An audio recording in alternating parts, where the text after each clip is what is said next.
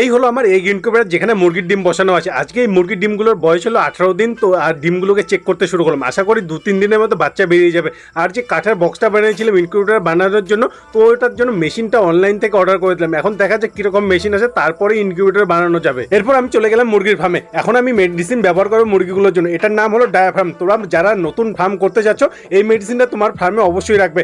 এটা মুরগির যদি হঠাৎ করে পায়খানা ধরে মুরগি মারা যেতে থাকে, তাহলে এটা ব্যবহার করতে পারো। ছোট বড় মুরগির জন্য সবগুলোর জন্য পারফেক্ট। এরপর আমি চলে গেলাম পিগের খাবার আনার জন্য আরো একটা ফার্মে। ওখানে গিয়ে দেখি একটা হোয়াইট কালারের পিগ বিক্রি করার জন্য রেডি হচ্ছে।